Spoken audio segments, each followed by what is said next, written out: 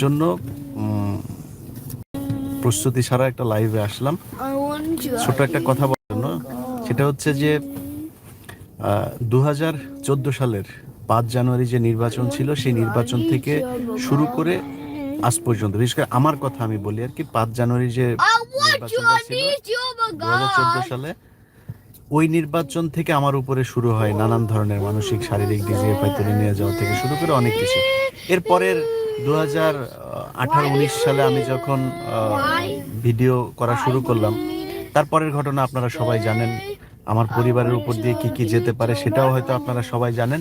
এগুলো নতুন করে বলার কিছু না। আজকের একটা ঘটনা জানানোর জন্য আপনাদেরকে মানে এই ভিডিওটা তৈরি করছি। তো এটা হচ্ছে আব্দুল্লাহ আরেফ, পুলিশের একজন কর্মকর্তা। এর জীবন শুরু হয়েছে চুরি করে। পুলিশের মানে সে যে বিএনপি করতো, বিএনপির সময় ভালো ছিল, আওয়ামী লীগের সময় খারাপ ছিল এরকম না। সে সব সময় তার বিরুদ্ধে মানুষের জমি দখল করা, মানুষকে মিথ্যা মামলা দেওয়া, মানুষের কাছ থেকে চাঁদাবাজি করা। আপনার আব্দুল্লাহ আরেফ সম্পর্কে আপনি যদি নিউজ সার্চ করেন অনেকগুলো দেখে যাবেন। আর যারা দেখতে পারবেন না তারা আগামীকাল অথবা আমি জানি না শেষ করতে পারবো কিনা, সম্ভবত আগামীকাল অথবা পরশু, একদিন পর অর্থাৎ পরশু দিন। আর আমি বিডিআর এর বিষয়টা নিয়ে কাজ করছিলাম, সময় পাচ্ছিলাম না। ওয়েট ওয়েট একটু ধরো। তো এই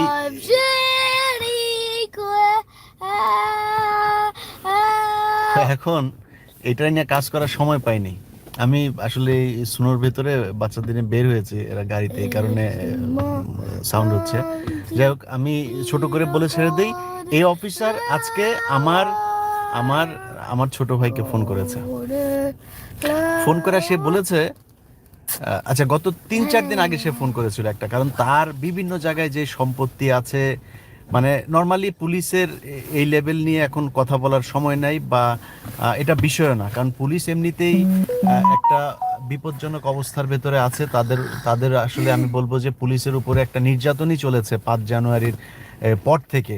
5 জানুয়ারিতে যারা কিনা আগে যারা এই সরকারের দালালি করেছে তারা তো পালিয়েছেই, কেউ কেউ আটক হয়েছে, খুব স্বল্প সংখ্যকই আটক হয়েছে, বেশিরভাগই পলাতক। এর বাইরে যারা এখন আছে তারা আসলে একটা সমস্যার ভেতর দিয়ে যাচ্ছে। যে কারণে আমি পুলিশ নিয়ে কোনো এই মানে নেগেটিভ কোনো কথাবার্তা কোনো কিছু এখন পর্যন্ত বলি নাই, বলতে চাই না। কিন্তু আব্দুল্লাহ আরেফ তার জীবনের বেশিরভাগ কেটেছে সে সাসপেন্ড হয়েছে কি কারণে, মানে জাতীয় পত্রিকাতে নিউজ হয়েছে, যুগান্তর থেকে শুরু করে অনেক পত্রিকা নিউজ আছে। আমি এটা আপনারা আগামী কালকে অথবা পরশুদিনই দেখতে পারবেন। এই বদমাইশকে নিয়ে যখন আমার টিম গিয়েছে, আমি 15 মিনিটস নিয়ে কাজ করছি, আমার টিম গিয়েছে তার বিভিন্ন জায়গায় সম্পত্তি কি আছে এগুলো নিয়ে কাজ করছি। আপন চাচা, তার মাগুরাতে বাড়ি, আপন চাচারা পর্যন্ত তার মামলা থেকে বাঁচে নাই।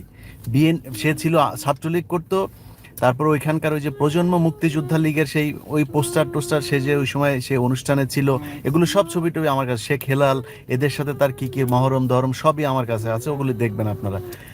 হঠাৎ করে এসে সে এখন বিএনপি সেজে গিয়েছে, মানে চাকরি ছিল না ওইটা দেখিয়েছে যে তার সে খুবই নির্যাতিত ছিল। এখন চাকরি যে ছিল না কেন সেটা তো আর কেউ জানে না। ছাত্রলীগ নেতা থেকে এখন সে বিএনপি সেজে তারপরে পুলিশের ভেতরে ঢুকে আবার সে আগের কাজ শুরু করেছে। 3-4 দিন আগে তার এই নবীনগরের দিকে কোথায় যেন এক জায়গায় গিয়েছে আমার টিম একটা, যাওয়ার পরে সেখানে সে পরিচয় দিয়ে এসছে। জিজ্ঞেস করেছে কোথা থেকে, সে বলেছে 15 মিনিটসের একটা প্রোগ্রাম হবে, আপনার এটা ছবি নিতে আসছে। ওকে, সেটা নেওয়ার পরে সে ফোন দিয়েছে আমার ভাইকে, ফোন দিয়ে বললো যে ভাই আপনার সাথে একটু বসতে চাই ভাই, আমরা তো আপনাদেরই লোক, কি দরকার ভাই আমাদের নিয়ে করা এই সেই এইসব বলে টলে তারপরে বসতে চেয়েছে। তো আমার ভাই বলেছে যে দেখেন এটা তো আমি জানি না এটার ব্যাপারে, 15 মিনিটসের কাজ আমেরিকা থেকে করেন উনি যাদেরকে দিয়ে কাজ করেন তারা কাজ করে, এটা আমি কিছু বলতে পারবো না, আপনি তার সাথে কথা বলেন। আজকে একটু আগে সে কয়েকবার ফোন দিয়েছে আমার ভাইকে, ওই ফোন ধরে নাই। এক এএসপি কে দিয়া, ওই এএসপির নামটা আর বলছি না কারণ এএসপি কে আমি এমনিতেই হালকা পাতলা বাম্বু দিয়েছি, দেওয়ার পরে সে বলেছে যে সে ভাই আমি এগুলির ব্যাপারে জানি না ভাই কিছু, আমাকে স্যার বলেছে আরেফ স্যার, এই জন্য আমি ফোন করেছি। আমি সব ফোন রেকর্ড সব রেখে দিয়েছি। তো আরেফ স্যার কি বলে ফোন দিয়েছে আমার ভাইকে সে জুলাই হত্যা মামলায় ঢুকায় দিবে। আমার ভাইকে জুলাই হত্যা মামলায় ঢুকায় দিবি তুই বেটা? আমি তো সার্টিফিকেট, আমি নিজেই একটা সার্টিফিকেট। তুই আমার ভাইকে জুলাই হত্যা মামলায় ঢুকায় দিবি? তোর এত সাহস আরিফ, এত সাহস? পুলিশের ঊর্ধ্বতন যারা আছেন আপনাদের কাছে অনুরোধ, আরেফকে সামলান। আরেফের সব নথিপত্র সব নিয়ে কাল অথবা পরশু আমার এডিটরের উপরে ডিপেন্ড করবে কতক্ষণ লাগবে তার কাজ, এই কারণে আমি বলতে পারছি না। আর সর্বোচ্চ পরশু দিন আপনারা প্রোগ্রামটা দেখবেন আমার চ্যানেল, আমার ফেসবুকে।